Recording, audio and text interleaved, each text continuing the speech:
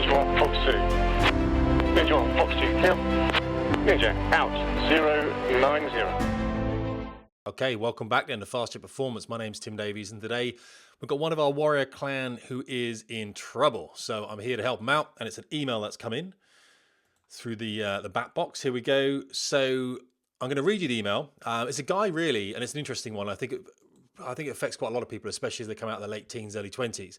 It's about having to let something go, something that you really spent a lot of time thinking was going to happen, or you've invested time in, and now you've got the reality staring you straight in the face that this is just not going to work out for you. So this is the problem that this guy's got. We'll call him D. I don't want to mention his name, but that's only because I haven't asked if I can use his name. He's pretty happy, I think, but we'll call him D. Doesn't matter. Now, the guy, he's flying anyway, but it's about the fact he always wanted to be a pilot in the Royal Air Force, and this is not going to happen for him, and it's through no fault of his own. But I'm going to read you the email, and then we'll just chat it out, guys, okay? Remember, this is on YouTube, and this is also in a podcast. My kid brother's flying for Emirates at the moment. He says some of the pilots out there listen to my podcast in the car on the way to work. So thank you, guys. If you are out there listening to this, I really appreciate the support. Or not the support I get. I'm sure that I do get a lot of support from you guys. Right, look after my kid brother anyway, okay? Holler at me if you need to. Right, I should be out there later this year as well in Dubai, so if any of you guys knocking about, it'd be pretty great to meet up. Right, this is an email from D. It says, suffering with not meeting own expectations. Right, hi there, Tim. Hope you're well and civilian life is treating you kindly. You're a busy man, so I wasn't sure whether or not to bother you, but I think this one might be beneficial to some people. So I thought I'd just drop it anyway, and you get around to it if you agreed. As you may recall from a while back, a very mild glasses prescription scuppered my chances of being an RAF pilot very, very soon before I was ready to apply out of school. So, sort of not thinking about the disappointment, I started civilian pilot training. I enjoyed it from day one and still do to this day, which I'd like to make clear because it adds to my confusion. Having got my PPL in January and having a 10-month gap, just keeping my hours up in order to sort out funds, I've come to a progressive realization. I'm far more disappointed than I thought I was about the fact that I won't be a pilot in the Royal Air Force. It's something I think about multiple times per day now. It's even crossed my mind as I was showing my brother the Welsh mountains from 1,000 feet above, a time when my mind should have been focused on how privileged I am to be able to do so. Picture attached for context. So the guy's flying on a PPL anyway, he's showing his brother some mountains of South Wales. Consciously, I look forward to training and improving myself, and further into the future, I look forward to the career which likely lies ahead of me. But this is increasingly overshadowed by a sort of disappointment in myself that I won't be an RAF pilot. It isn't that I blame myself for it, it's just a background feeling that I have. Under normal circumstances, I'd do what I was doing before, enjoy what I'm doing, and come to terms with it subconsciously over time. But now it's actually impacting my day-to-day effectiveness, and that's something I hadn't planned for and don't understand. I feel bad because, unlike many people, I'm able to replace it with civilian training. That's one of the things that comforted me, so to speak, or distracted me, probably is a better term. But I've recently found that my interest and enthusiasm has decreased. Not that I think it'll affect safety, but I do think it'll affect productivity. With my aim to be the best pilot I possibly can, that worries me. Using your sentiments that you've used for a while about passion versus purpose, I don't really know or understand my purpose. While that's normal for a 19-year-old, it adds to my worry that I may be pursuing something that is nearer a passion. Last paragraph, guys. I feel unhelpful emailing you with this without any more of the above, but I think that's best to describe my situation. I feel slightly lost. On the one hand, I'm doing something I wholeheartedly enjoy, on a path to something I enjoy. But on the other hand, I feel consistently that something is missing, a sort of reverse imposter syndrome, fear of missing out on a grand scale. He ends with, I know that through those situations will likely be different. There'll be other people feeling the same. I thought I'd drop you this in case you thought it would be of use to others. D, thank you. Absolutely right. So we've all heard what this guy has to say, and of course I can help him here. Dr. FJP to the rescue, okay? You can hear the sirens in a distance. I'm about to drop some truth bombs on this hombre. Right. I like this guy. Why do I like him? As we've spoken about before, he's not sitting there feeling sorry for himself. He's out there doing something constructive, and he's reached out and said, you know what?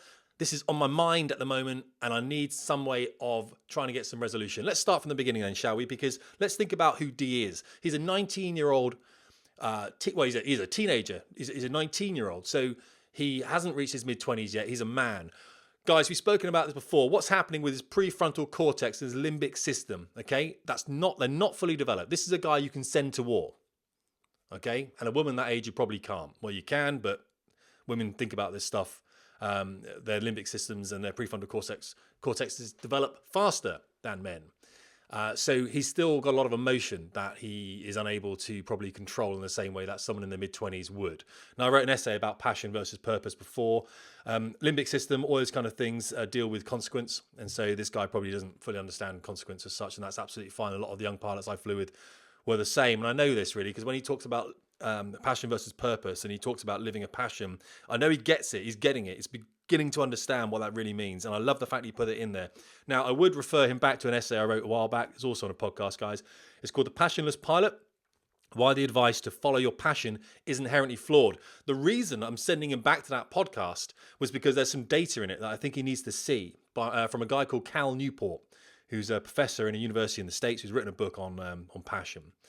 Now, I'm trying to find it on the essay at the moment. If you're on the podcast, I'll see whether I can drop a link in the podcast on the narrative. And if you're watching on YouTube, I'll try and stick some of this essay or something in so you can see what I'm talking about.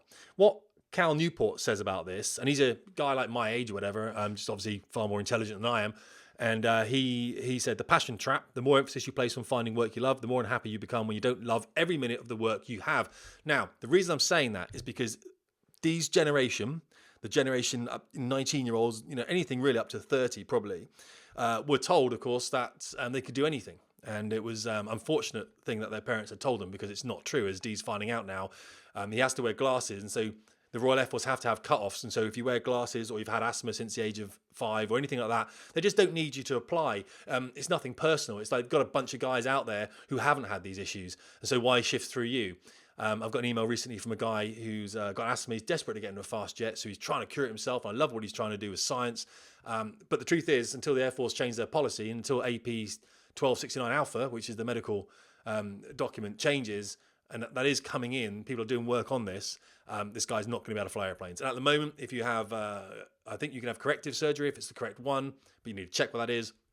What Dee's saying is that his eyesight is not good enough to get him into the Royal Air Force, and that is because everyone has to join when you get in, guys. Everyone to fly has to be able to fly, military fast jets, because we don't stream pre-entry. There's a reason we don't stream pre-entry, because we might need you to fly anything. That's the thing. I'm not even in the Air Force anymore, but I'm just telling you like it is, okay? And unfortunately, I am going to have to drop some truth bombs, guys, because that's who we are in FJP. We don't mess around wasting time pretending we're going to be able to do things that we're not, okay? We just come up, hit reality in the face, and we just get stuff done, all right? That's the thing. We don't wait around. So when I used to pitch into fights at around 7 or 8 miles, probably a bit less than that, actually, 6, 7 miles, you just have to follow that very small hawk all the way into the merge. And I've spoken about this before. I've written an essay about it, I believe. If you lose sight, you're in a very, very bad place. So any kind of eye problem at all, the Air Force are going to go, no, don't worry about it. Go and find another job, okay? Because I might need you to fly fast jets. I might need you to point at hostile aircraft that ranges out from 20 miles, 10 miles coming in, and I need you not to fly into them. And there's other guys that don't have those eye problems. So I'm just going to go and pick one of those other guys. Nothing personal, guys, bit of tea. But let's talk about passion. Right. Yeah. So, and there's a bit, I'm not going to go over the whole essay again. I would suggest you have a read of it, D, and I would suggest people that are thinking, I'm not passionate about my job. I did a lot of research into this essay, and unfortunately, again, it's quite hard hitting. I was flying with a young guy, and he wasn't taking shots in air combat, and eventually, he turned around to me and said, well, in the debrief, I'm just not passionate about this. And I said, mate, good, I'm not either. I haven't been for the last decade, probably a bit beyond that, to be honest with you. But passion is fleeting, it's fast burning, it's a flare, isn't it? It's a flare you light at a football match, it burns really fast and bright, and then it goes out. It's an affair, isn't it? It's finding attraction in someone else very briefly. Passion is if you see, we're starting to trend into artistry now. So if you're passionate over a very long period of time, then you tend to become an artist of some sort. Most of us aren't artists, and we can't have those levels of passion that continue. And you will find with musicians, for example, they'll branch out into other things, won't they? So acting, or maybe, or art, or you can see people doing this because the passion for acting was a great passion, but yeah, it's a passion. It's kind of burning out. So they go, well, you know what? I'm going to do some art. I think Jim Carrey does this, doesn't he? Or they're going to go, well, I'm going to do some musicals. I'm going to do a bit of stage work. So to keep that kind of flame burning, because they're very intense people. Now, I don't need intense people in the cockpit. I need solid people who are going to get in there and perform day after day with the same subroutines that their hardware is running in effect. And so we don't look for passion in people, we look for purpose. They're very, very different things. A purpose is what gets you out of bed in the morning and makes you go out and do something, okay? Because you can see a goal at the end of it. You can go and do that. Now, when I left the Air Force, I didn't. My purpose wasn't to train students anymore. I was finding that I was struggling. I didn't want to go and do 3-hour plans for simulated attack profiles. I'd done loads of those on the Tornado GR4. So whenever I saw myself down for an air-to-ground trip, I was like, oh, kill me now. Air combat was repetitive because it was the same setups. So I'd just been on the jet for too long on the Hawk T2, which is why you have a 3-year tour. I think I'd been there 6 years at that point. I was working part-time. In fact, I asked to go part-time I asked to go full-time in Bristol and in the requirement space. And in the end, they said, well, you can kind of do it part-time if you can carry on flying, help us out. But I just wanted a change. In fact, I asked to go to Afghanistan in 2011 to get a change, and I spent 6 months out there with the US Army. It was fantastic. So what I'm saying is, don't expect you're going to be doing one of these jobs. It's going to be awesome. So let's go back to the email, because there was a line in that I really want to cover. Sorry to look away to the other screen, guys. I've got multiple screens up here. So one of the lines Dee says in here is, it's about here. I've come to the progressive realization. I'm far more disappointed than I thought about the fact that I won't be a pilot in the Royal Air Force. Now, here's the thing. He doesn't actually know what it's like to be a pilot in the Royal Air Force. I'm not having a go at D. I'm not having a go. I'm just being honest. And he doesn't know, all right? You might have seen it on TV. You've listened to what I've said. You've read all the articles. You've watched my YouTube videos. Until you are a pilot in the Royal Air Force, you don't know what it's like to be a pilot in the Royal Air Force. It's a fact, guys. You know that. I'm not having a go. There's some things about being a pilot in the Royal Air Force that aren't actually very good, which is why people leave, like me. It's a balance. Sometimes you get to the point where you're like, you know what? I don't want to do this anymore. I met a guy this morning. I run a rowing club. I'm a chairman of a very big rowing club somehow. Don't know how that worked out. And there was a guy down at the rowing club this morning. He works part-time. He does 1 day a week with air traffic control. And I won't tell you where it is. It's not fair. But he's a really nice guy. And so he left about 10 years ago. He comes back into the reserve. And I said, will you not go back in full time? He was like, no, I'm just not. It's not my purpose anymore. I'm outside. I'm doing this other job. It's brilliant. I love the other job, but I'm still trying to contribute back into the Royal Air Force if I can. He does talk about the state of the Royal Air Force as well, and it doesn't sound too great in the branch that he's in. But however, he is helping out in the best way he can. And of course, they want him to do more time. But what I'm saying is that you can't maintain a passion for very long. You can maintain a purpose for very long. But I do believe you need variety. And what I wasn't getting from the service was variety. And what a lot of Royal Air Force pilots don't get is variety. Because you can't have someone, and airline pilots know this as well, by the way, you can't have someone who is in aviation, has to be singly focused on a complicated task, in effect, running subroutines, and then you can say, oh, you can do something else as well, and this, and that, and this. We like variety. My life now has massive amounts of variety. I do a lot of work with FJP, schools, all that kind of stuff. Aerialist is out there as well. I'm running the spin recovery program. I've got a decision book coming out pretty soon.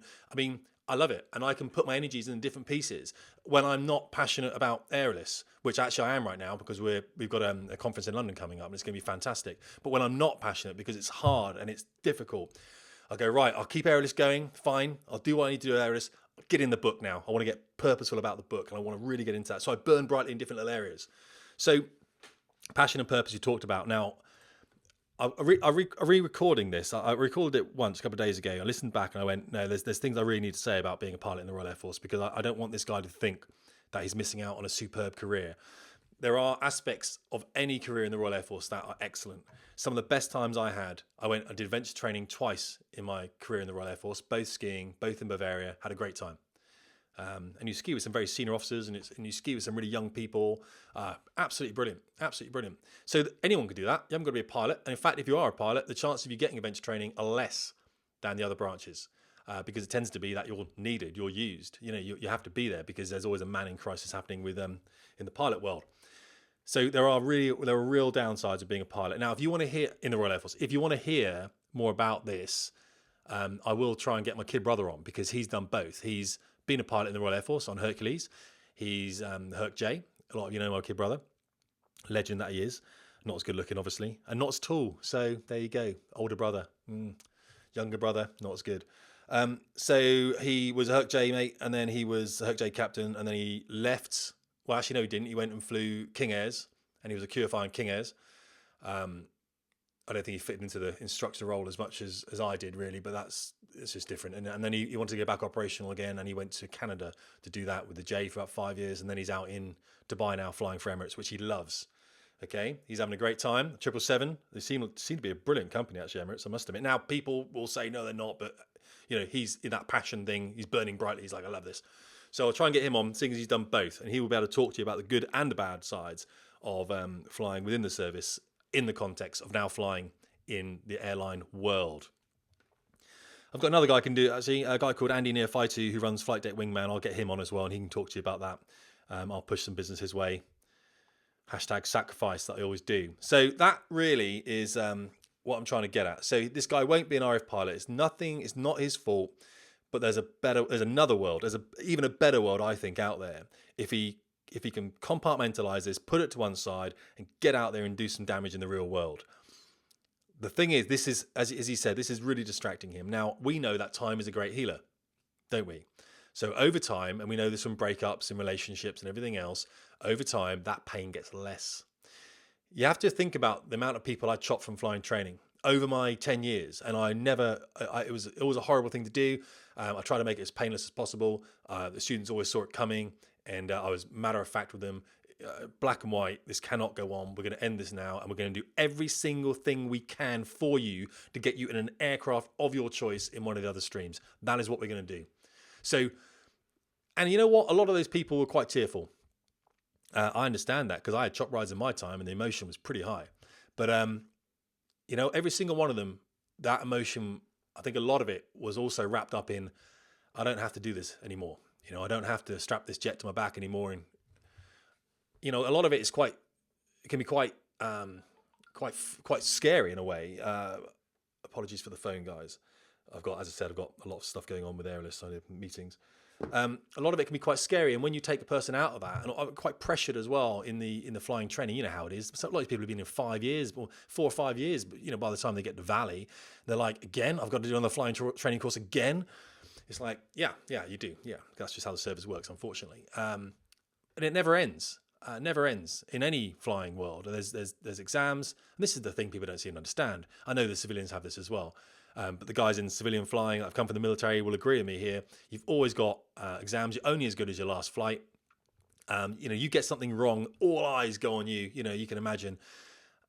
It's just how it is. It's very difficult. Now, also, here's the other thing about being a fast jet pilot in the Royal Air Force. There's less fast jet pilots in the Royal Air Force than there are Premiership footballers in the country. So it's not easy to get in, guys. This is why the Air Force doesn't have to take you with poor eyesight. It doesn't have to take you with medical complaints. If your buttock to knee length is too great, it doesn't have to take you. Okay, it just doesn't have to take anyone. It's really hard, not only to get in, but then it's hard to stay in flying and actually do well. It's not easy. And I must admit, guys, I'm not being funny when I say this. I left the service. It's taken me about a year to recalibrate a little bit. I've had to do things. I'm trying to demilitarize myself, because the services are really bad. It's really bad at doing that. Is unmilitarizing you. Fair enough. I did 20 years. A lot of responsibility is mine. So I'm spending a year doing undoing all that stuff. And when I looked recently at reapplying, a lot of the time I was thinking, do I really want to do that? Reserve service. When we've had the argument on Facebook already, where I've said, okay, let's do some reserve service. If I can give you 60%. Service came back and said I need 90. No, I can't do it. I just can't do it. And also, whilst I was thinking about that, I was thinking, do I really want to do that anymore at the age of 45? I know guys on the squadron, they've got kids in local schools. It kind of suits them, and they're my age. But again, it's a routine now for them. Flying training always is, and there's that balance. You want the excitement of the front line, but to go back to the front line, you're away from the house for 6 months of the year on courses and in theatre, and then you go into flying training, and now you're just at home the whole time. And marriages, again, it's quite difficult. So it's not a great life, if that makes sense. But here's the other thing I really want to talk about.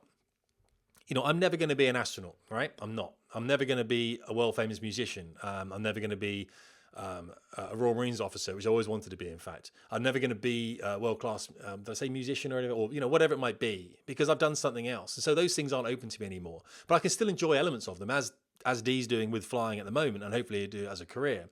I can still take bits of them. I did say to Dee, actually, have a think about the reserves, because you'll still get some of the Air Force life. You'll still be on the bases. You'll still be with all the guys. You won't be flying.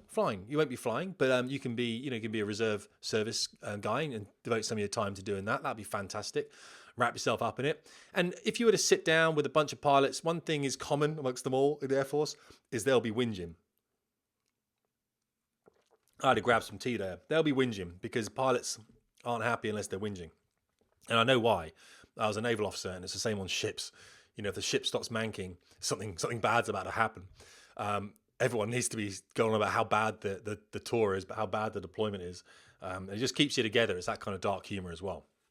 So let's see if we can dig some more out of this. So really, he is flying. He is just wrapped up, unfortunately. I do think this might well be an age thing by the fact that he won't ever be a Royal Air Force pilot. I'm just going to bring up that essay again because there was a bit in the essay I looked at earlier when I read it through again. I thought, yeah, I better talk about that. Okay, so because I was like the squadron uncle, and that's so people used to come to me and say, "Oh, I'm not really into this anymore." I'm like, "Yeah, don't worry about it. It's all cool. That's why they're paying you the big money. Else you'd leave."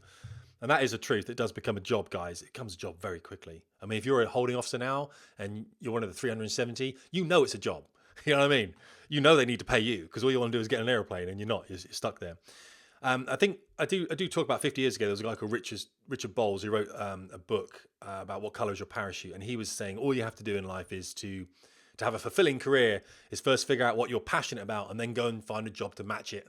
That's bollocks. It doesn't work. It's not about passion. It's what you find purposeful. Now, that was 50 years ago.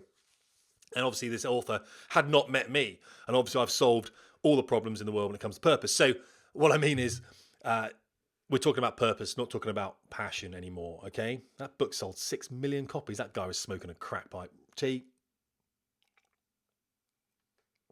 So yeah, and then there's a graph that I put in here, and it shows what happens since 1994 all up to 2008 with the term "follow your passion," and how many times Google scans books, how many times that term "follow your passion" has appeared in literature since I think about 1988 when it started off, and you can see in the percentage terms really.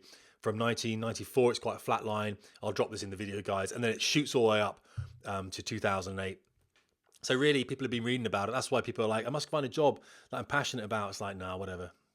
No, don't bother, mate. Find a job that you find purposeful. It's going to get you out of bed in the morning. If you find a job that you're passionate about, you're not going to last in it. You know what I mean? And then you can change careers often, and people are going to ask you why. You're going to be fleeting all over the place. I want to do a bit of this, a bit of that, a bit of this. I portfolio work for that reason. I'm not going to jump into a company because I'm passionate about this, because eventually that's going to end. So it's a bit of existential crisis that people are going through at the moment, and we see that, of course, in D. So, but I think that's the other thing as well. I think D's actually lucked in here because going through military fast jet training, you might be doing 5 or 6 or any kind of flying training in the Royal Air Force, 5 or 6 years, and you're still in training. And you meet someone like me, and I fly with you and everything, and or you're flying on the squadron, and the boss says, "Go and sort this guy out," and I fly a couple of trips with you, and I'm like, those OC standards, I'm like, I can't let you go onto the frontline airplane and carry on doing this.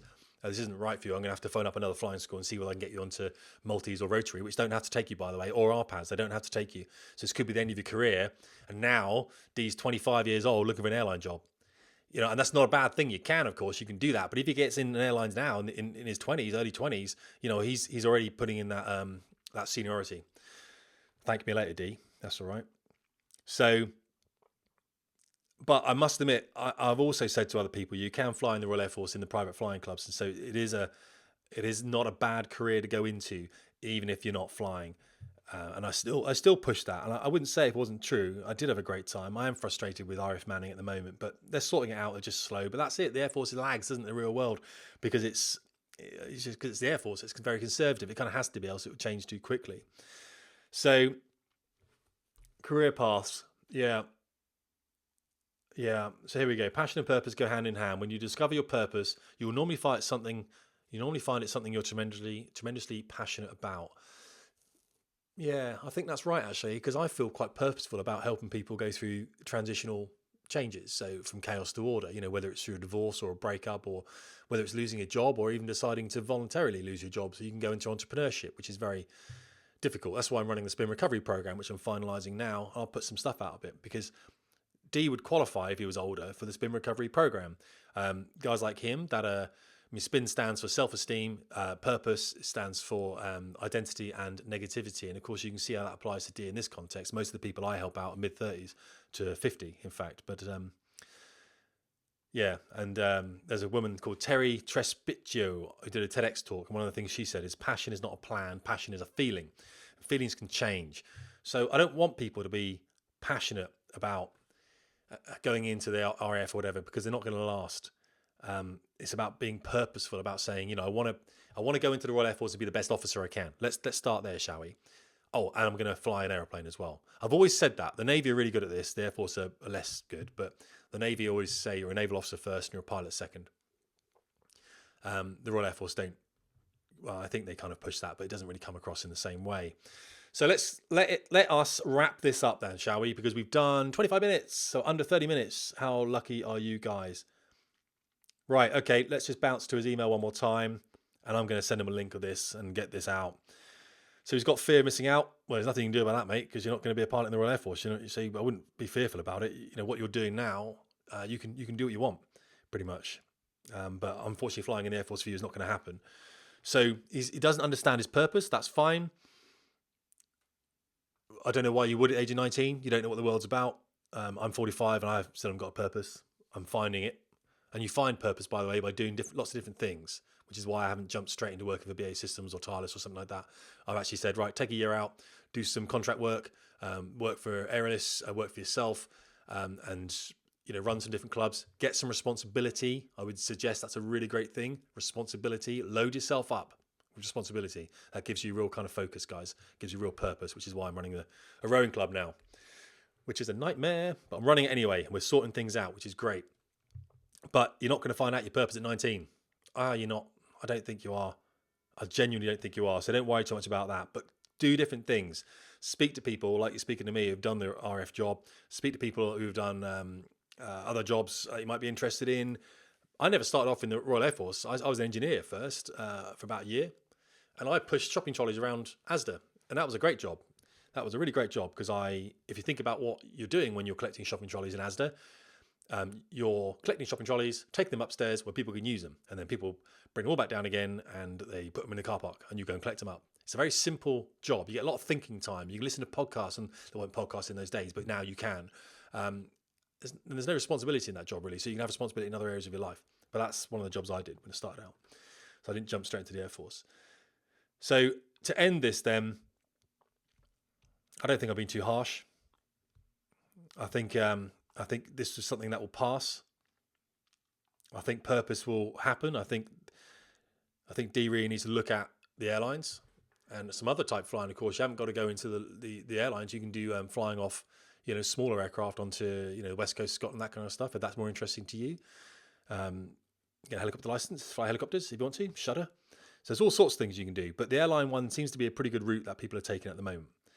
That's not a bad thing. I would suggest looking at. So I would put that Royal Air Force pilot thing behind you because you don't have any choice. You have to.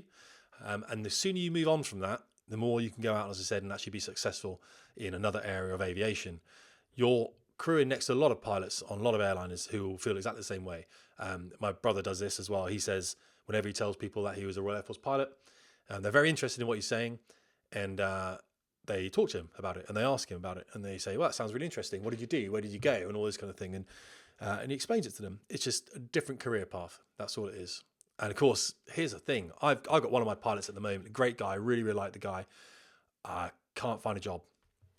Genuinely can't find a job. He was an RF fight pilot and a flying instructor for a very long time.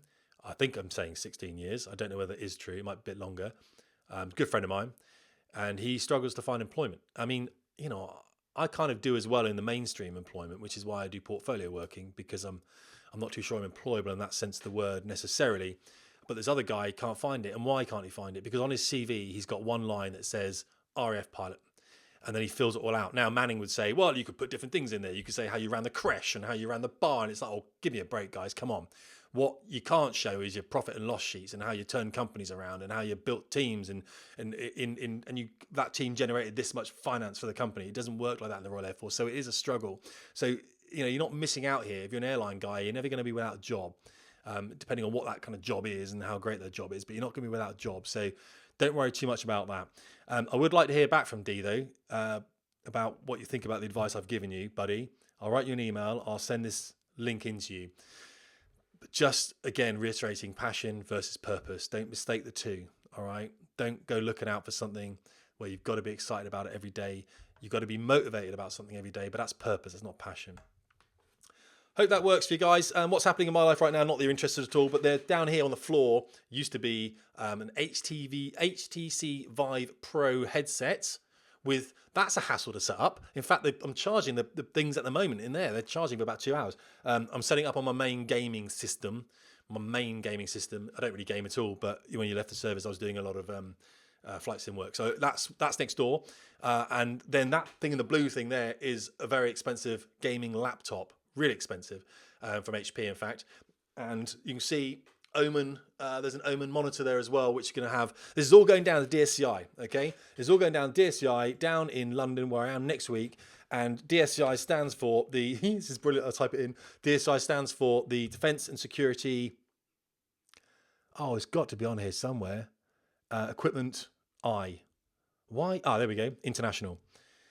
Yeah, not popular with anti-war people apparently, but Defence and Security Equipment International. So aerialists are there. I'm on a stand. The stand is N1-216. If you're at the show, please come and see us. And we're going to have this VR thing where you put this virtual reality thing on and we show you the hangar full of the airplanes that we're making. And we're making, as I said, 2 variants. There's 3 variants really. There's the basic, the advanced, and the X.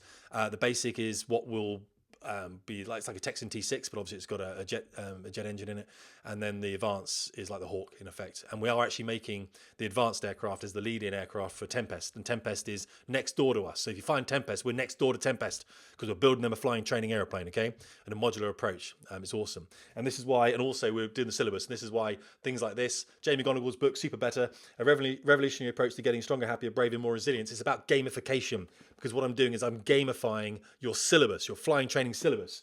Thank you, Jane. So that means that you go in your flying training and you want to get through your flying training. You want to do well. You want your team to do well. There's awards, there's rewards, there's everything in it. And that's what we're trying to do with the aerialist syllabus, which is modular as well. So come and see us if you can, guys. That's what I'm doing. I'm about now to unpack that laptop.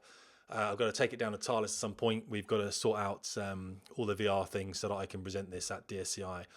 If you are at DSCI and you can't get in there as a civilian, I think you've got to be connected with Defence. Yes, you do. But I am presenting at 2 p.m. on each one of those days, Tuesday through to Friday, about gamification, about the modular syllabus, about the aircraft itself. So come and see me. Come and have a chat, guys. Okay, I really appreciate your coming down. Passion versus purpose. Unfortunately, there are some things we can't do. There are some people we can't be. Okay, but what we're not is people that get hung up on this stuff and let it ruin our lives. Okay, we put it in a box, we put it on the shelf, and simply later we go out and we get after it in life, as David Goggins would say. All right, guys, appreciate your time. Tim Davies, Fast Jet Performance.